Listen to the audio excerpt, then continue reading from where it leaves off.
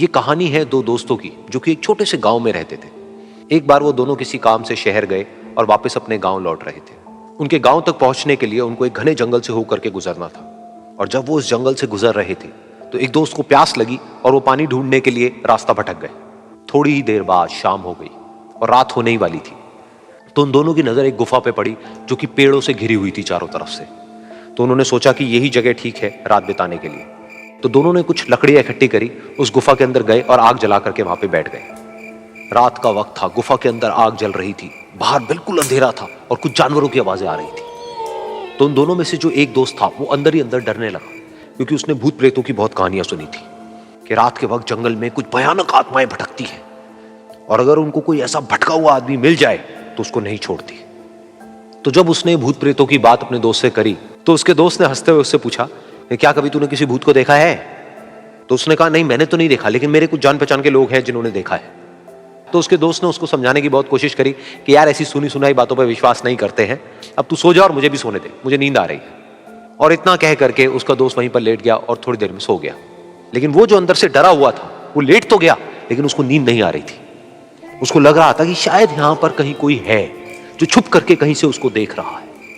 उस आग की वजह से कुछ परछाइयां बन रही थी वहां पर पत्थरों पर, तो उन परछाइयों को देख करके भी वो डर रहा था। फिर कुछ घंटे तक ऐसे ही चलता रहा। फिर उसके बाद में क्योंकि वो थका हुआ था तो उसको नींद आ गई। लेकिन नींद आने के कुछ देर बाद ही उसको एक सपना आया। सपने में उसको एक बहुत ही भयानक परछाई उसकी तरफ बढ़ती हुई नजर आई। अब जैसे जैसे वो अंदर से डरता चला जा रहा था, वो परछाई उसके और पास आती चली जा रही थी और बड़ी होती चली जा रही थी। और उस परछाई में एक हाथ उसको नजर आया जिसके बड़े बड़े नाखून थे, और वो हाथ उसकी तरफ बढ़ता चला गया और उसके गले तक पहुंचने ही वाला था कि तभी वो डर करके एकदम से उठा। फिर उसने अपने दोस्त की तरफ देखा जो कि सो रहा था, उसको पकड़ करके जोर से उठाया। फिर उसने अपने दोस्त को बताया कि उसके साथ में क्या हुआ। तो उसका दोस्त फिर हंसने लगा। फिर उसके दोस्त ने उसको कहा, अब अगर दोबारा से तुझे वो परछाई दिखे तो तू वही कहियो जो मैं तुझे कह रहा हूं कहने के लिए, फिर देखते हैं वो परछाई तेरा क्या करती है। तुझे अपने अंदर ही अंदर बोलना है, मैं तुझसे नहीं डरता, सामने आ। तो उसके दोस्त ने वैसा ही किया। थोड़ी देर बाद दोबारा से उसको सपने में वही परछाई नजर आई और वो परछाई धीरे धीरे उसकी तरफ बढ़ने लगी। लेकिन इस बार वो उस परछाई से डरा नहीं, बल्कि अपनी पूरी हिम्मत जुटा करके उसने वही कहा, मैं तुझसे नहीं डरता, सामने आ। मैं तुझसे नहीं डरता, सामने आ।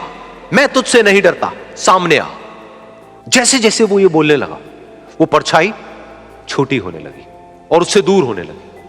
वो बोलता रहा, वो परछाई छोटी होती रही और धीरे धीरे वो परछाई दिखनी बंद हो गई।